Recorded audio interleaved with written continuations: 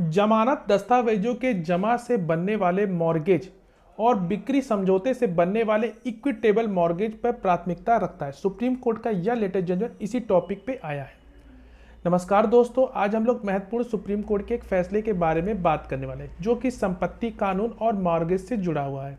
यह case Cosmos cooperative bank limited बनाम central bank of India का है, जिसमें सुप्रीम कोर्ट ने यह स्पष्ट किया है कि टाइटल डीड्स के जमा करने से बनने वाला मॉर्गेज बिक्री समझौते यानी कि एग्रीमेंट टू सेल के जमा करने से बनने वाले इक्विटेबल मॉर्गेज पर प्राथमिकता रखता है। सबसे पहले जानते हैं केस का संक्षिप्त विवरण है क्या। 1989 में सेंट्रल बैंक ऑफ इंडिया ने एक फ्लैट की बिक्री समझौते यानी कि एग्रीमेंट टू सेल के जमा करने के आधार पर लोन दिया। यह समझौता अनरजिस्टर्ड था। 1998 में कॉस्मोस बैंक ने उसी फ्लैट के शेयर सर्टिफिकेट जमा करने के आधार पर लोन दिया। विवाद यह था कि दोनों बैंक में से किसका मॉर्गेज संपत्ति पर पहला अधिकार है, फर्स्ट चार्ज होगा। निचली अदालत का फैसला डेब्ट रिकवरी ट्रिब्यूनल यानी कि जिसको डीआरटी के नाम से जानते हैं, जहां बॉम्बे हाई कोर्ट ने फैसला सेंट्रल ऑफ इंडिया के पक्ष में दिया क्योंकि उनका मॉर्गेज किस समय पहले बना था। लेकिन कॉस्मोस बैंक ने सुप्रीम कोर्ट में अपील की।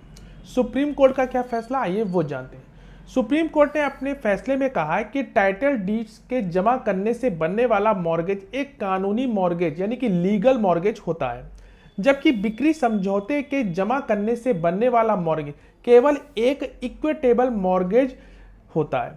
कानूनी मॉर्गेज और इक्विटेबल मॉर्गेज में प्राथमिकता रखता है, भले ही इक्विटेबल मॉर्गेज समय से पहले ही बना हो। इक्विटेबल मॉर्गेज केवल पक्षकार यानी कि पार्टी के बीच मान्य होता है या तीसरे पक्ष यानी थर्ड पार्टी को बाध्य नहीं करता है। क्यों है इक्विटेबल मॉर्गेज कमजोर है?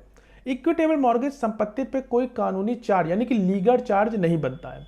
यह केवल पक्षकारों के बीच समझौते पर आधारित होता है और इसे सार्वजनिक रूप से रजिस्टर्ड नहीं किया जाता, इसलिए यह तीसरे पक्ष को बाध्य नहीं करता, खासकर जब इसके बारे में वह अनजान हो।